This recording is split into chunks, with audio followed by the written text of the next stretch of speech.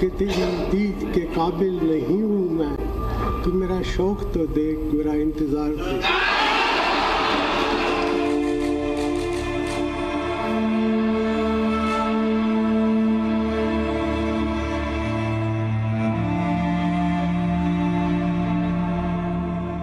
कुछ बात है कि हस्ती मिटती नहीं हमारी, सदियों रहा है दुश्मन दौरे ज़माना।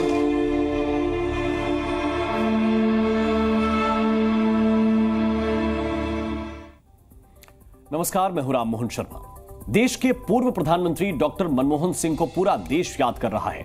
उनके निधन पर नेताओं के श्रद्धांजलि देने का सिलसिला जारी है।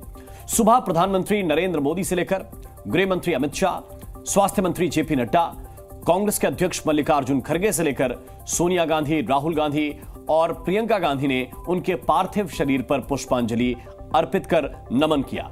और अभी भी डॉक्टर मनमोहन सिंह को श्रद्धांजलि देने के लिए नेताओं की भीड़ जुटी हुई है। ये 6 तस्वीरें इस वक्त आपको हम दिखा रहे हैं। नेताओं का जमावड़ा है। मनमोहन सिंह को श्रद्धांजलि अर्पित की जा रही है। उदारीकरण के शिल्पकार जिनको कहा गया, जिनको असरदार सरदार कहा गया, और ऐसे एक सज्जन नेता जिनको राजनीतिक चश्मे से कोई नहीं देखता, उनके कामों के लिए उनको याद किया जाता है, उनका निधन हुआ है।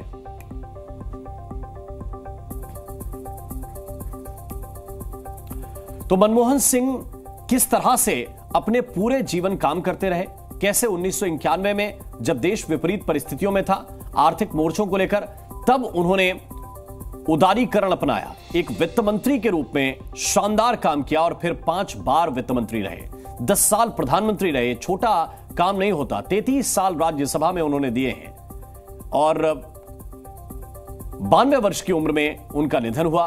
विश्व के नेताओं के साथ उनका अंदाज हमेशा याद किया जाएगा। और कई बार जब उन पर बड़े हमले संसद में विपक्ष के द्वारा किए जाते थे, खास तौर से तत्कालीन नेता प्रतिपक्ष सुषमा स्वराज उनके ऊपर प्रश्न उठाती थी, तो कई बार शायराना अंदाज में वो बात कहकर विपक्ष को निरुत्तर करा देते थे।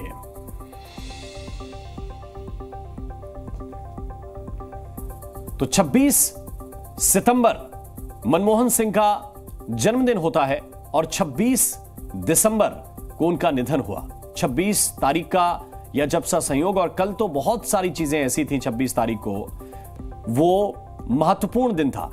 और इस दिन पर मनमोहन सिंह रुखसत हुए हैं और जो वो संसद में भी खड़े होकर कह रहे थे कि माना कि तेरी दीद के काबिल नहीं हूं मैं, तू मेरा शौक तो देख, मेरा इंतजार तो देख। और इस इंतजार के बाद पूरा देश उनको प्यार कर रहा है, पूरे देश का दीद उनको मिल रहा है।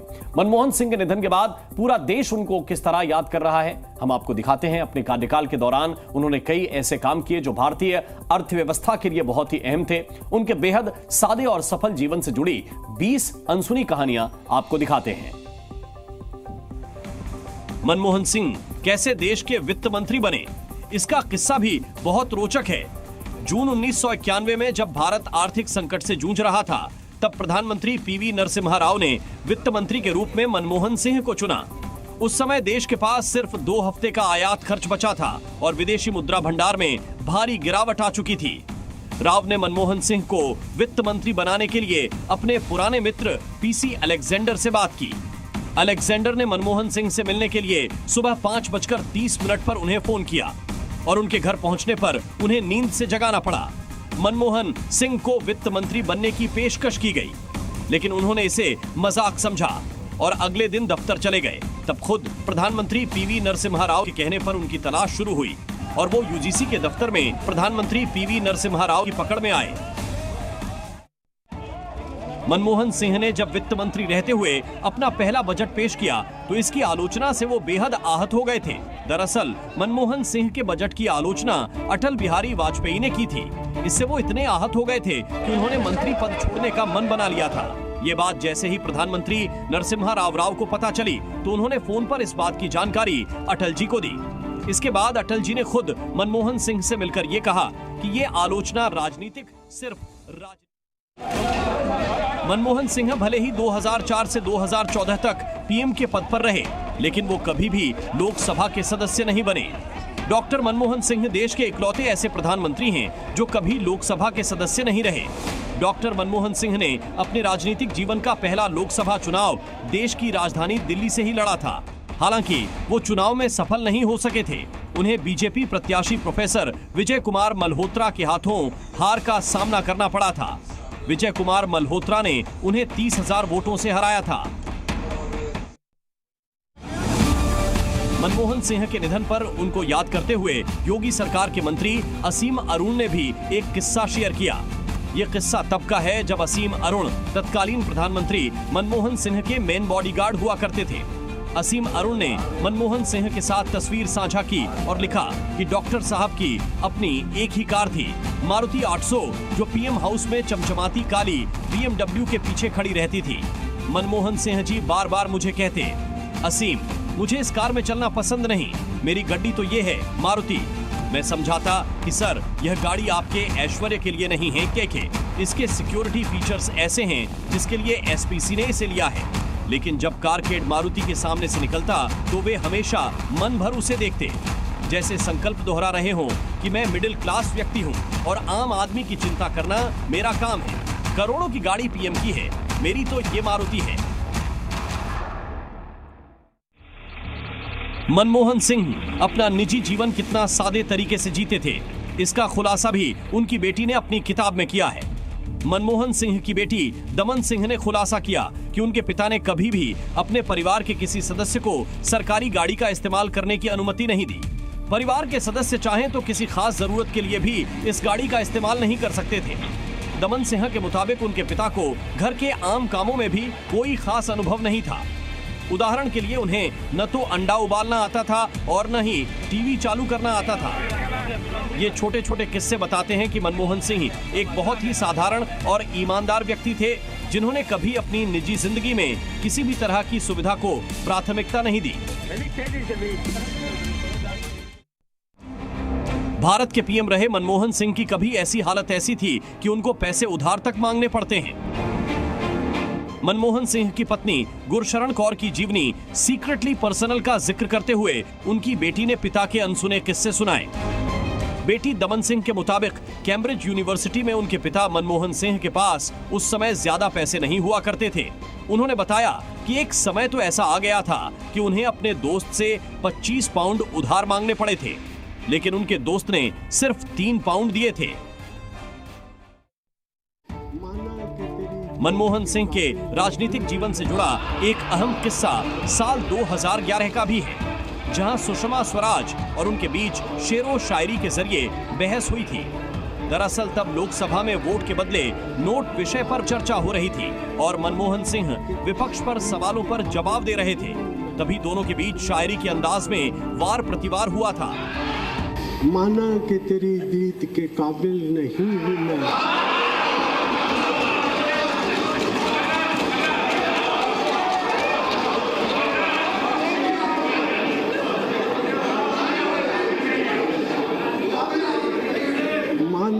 कि तेरी दीद के काबिल नहीं हूं मैं, तू मेरा शौक तो देख, मेरा इंतजार देख।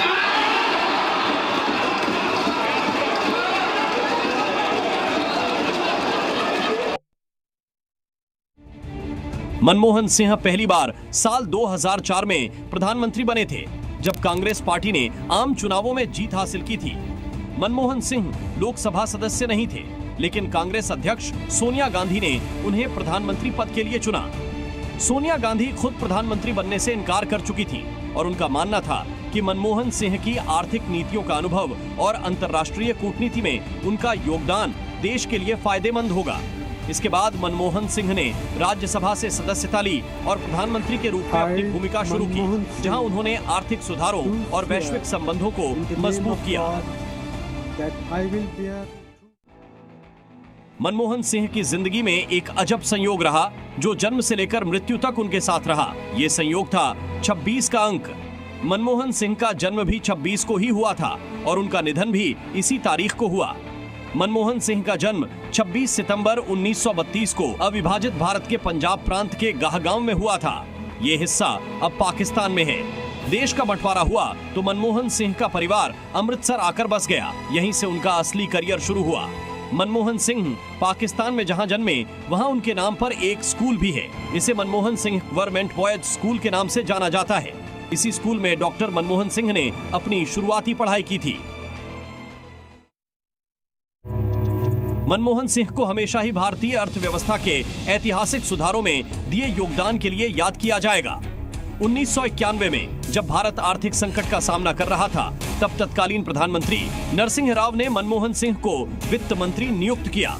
उस समय भारत का विदेशी मुद्रा भंडार संकट में था, महंगाई बढ़ रही थी और देश पर भारी कर्ज था। मनमोहन सिंह ने अर्थव्यवस्था को सुधारने के लिए एक साहसिक कदम उठाया। उन्होंने विदेशी निवेश को आकर्षित करने, सरकारी नियंत्रण कम करने और आर्थिक उदारीकरण की दिशा में बड़े सुधारों की शुरुआत की, जिससे भारतीय अर्थव्यवस्था को एक नई दिशा मिली। इन सुधारों ने भारत को वैश्विक अर्थव्यवस्था से जोड़ने का काम किया और भारत में आर्थिक विकास की गति तेज हुई। ये एलपीजी सुधार भारतीय राजनीति और अर्थव्यवस्था के इतिहास में एक मील का पत्थर साबित हुआ। मनमोहन सिंह की एक बड़ी उपलब्धि अमेरिका के साथ परमाणु करार भी थी और इसके लिए उन्होंने अपनी सरकार भी दांव पर लगा दी थी। 2006 में डॉक्टर मनमोहन सिंह ने वॉशिंगटन में अमेरिकी राष्ट्रपति जॉर्ज बुश के साथ न्यूक्लियर डील साइन की। इसके जरिए परमाणु व्यापार को लेकर भारत का 30 साल का वनवास खत्म हो रहा था। इस डील के विरोध में लेफ्ट पार्टियों ने यूपीए सरकार से समर्थन वापस ले लिया। उस समय लेफ्ट के पास तकरीबन 60 सांसद थे। सरकार को सदन में विश्वास मत से गुजरना पड़ा। मनमोहन सिंह की सरकार ने सपा नेता अमर सिंह की मदद से 19 वोटों से विश्वास मत जीत लिया। मनमोहन सिंह को भारतीय अर्थव्यवस्था को सुधारने में अहम भूमिका निभाने के लिए जाना जाता है। 1991 में जब भारतीय सरकार ने आर्थिक संकट का सामना किया, तो मनमोहन सिंह ने वित्त मंत्री के रूप में लिबरलाइजेशन और नीति सुधार की दिशा में कई ऐतिहासिक फैसले लिए। ये कदम देश को मनमोहन सिंह 2004 से 2014 तक देश के प्रधानमंत्री रहे। अपने 10 साल के कार्यकाल में मनमोहन सिंह ने कई अहम फैसले लिए, जिसके लिए देश उन्हें हमेशा याद रखेगा। 2005 में डॉ मनमोहन सिंह ने देश में राष्ट्रीय ग्रामीण रोजगार गारंटी अधिनियम यानी मनरेगा को लागू किया। बाद में इस योजना का नाम महात्मा गांधी राष्ट्रीय ग्रामीण रोजगार गारंटी अधिनियम यानी मनरेगा किया गया। इस योजना का लक्ष्य गांवों में रहने वाले हर परिवार को न्यूनतम रोजगार उपलब्ध कराना था। मनरेगा के अलावा आरटीआई और शिक्षा का अधिनियम भी मनमोहन सरकार के कार्यकाल में ही शुरू किया गया। उन्हीं के कार्यकाल में आधार योजना भी शुरू हुई, जिसने भारत में डिजिटल पहचान की एक नई परिभाषा दी। डॉक्टर मनमोहन सिंह देश के प्रसिद्ध अर्थशास्त्री थे, लेकिन उन्होंने पढ़ाई की शुरुआत में उन्होंने प्री मेडिकल कोर्स में दाखिला लिया था, क्योंकि उनके पिता चाहते थे कि वे डॉक्टर बने। लेकिन कुछ महीनों बाद ही उन्होंने इस विषय में रुचि खो दी, जिससे उन्होंने कोर्स छोड़ दिया। मनमोहन सिंह को विज्ञान का अध्ययन करने में इंटरेस्ट नहीं था। अर्थशास्त्र एक ऐसा विषय था जिसने उन्हें तुरंत आकर्षित किया। इसी वजह से वो एक बड़े कुशल अर्थशास्त्री बने। मनमोहन सिंह का दूसरा कार्यकाल आलोचनाओं से घिरा हुआ था, क्योंकि उस समय महंगाई, टेलीकॉम, कोयला घोटाले से घिरी उनकी सरकार को आलोचना का सामना करना पड़ा था। उस दौरान उन्हें कमजोर प्रधानमंत्री तक कहा गया था। इस माहौल में साल 2014 में बतौर प्रधानमंत्री अपने दूसरे कार्यकाल के आखिर में उन्होंने प्रेस कॉन्फ्रेंस किया था। उस दौरान उन्होंने कहा था कि मुझे भरोसा है कि इतिहास मेरे साथ न्याय करेगा। 2014 में प्रधानमंत्री के पद से इस्तीफा देने के बाद उन्होंने इस प्रेस कॉन्फ्रेंस का आयोजन किया था। मनमोहन सिंह ने अपनी आखिरी राजनीतिक पारी राजस्थान से खेली। मनमोहन सिंह 2019 से अप्रैल 2024 तक राजस्थान से राज्यसभा सदस्य रहे। 2019 में जब वो राज्यसभा की एक सीट से उपचुनाव के लिए उतरे थे, जब इस सीट पर बीजेपी ने अपना प्रत्याशी नहीं उतारा था। मनमोहन सिंह का शुरुआती जीवन संघर्षों से भरा हुआ था। उनके जीवन के शुरुआती संघर्षों का जिक्र मनमोहन सिंह की बेटी दमन सिंह ने अपनी किताब में भी इसका जिक्र किया है। कहा जाता है कि उन्हें किस तरह पैसों की किल्लत से दो चार होना पड़ा था। अपने संघर्ष के दिनों में भी मनमोहन सिंह ने मेहनत करना नहीं छोड़ा और वह लगन के साथ अपना एक अलग मुकाम बनाने में लगे रहे। मनमोहन सिंह की तारीफ अमेरिका के पूर्व राष्ट्रपति बराक ओबामा ने भी खूब की थी। ओबामा ने अपनी पुस्तक ए प्रॉमिस्ड लैंड में मनमोहन सिंह की खूब सराहना की थी। बराक ओबामा ने जून 2010 में कनाडा में हुए G10 सम्मेलन के दौरान मनमोहन सिंह से मुलाकात के बाद कहा था, जब मनमोहन सिंह बोलते हैं तब पूरी दुनिया सुनती है। मनमोहन सिंह पिछले ही साल दिसंबर में शीतकालीन सत्र के दौरान भी व्हील चेयर पर राज्यसभा में पहुंचे थे। इस साल जब उन्होंने अपनी 33 वर्षीय लंबी संसदीय पारी समाप्त की तो प्रधानमंत्री नरेंद्र मोदी ने उनकी सराहना की थी। पीएम मोदी ने उस पल को याद किया जब मनमोहन सिंह व्हील चेयर पर मतदान करने आए थे।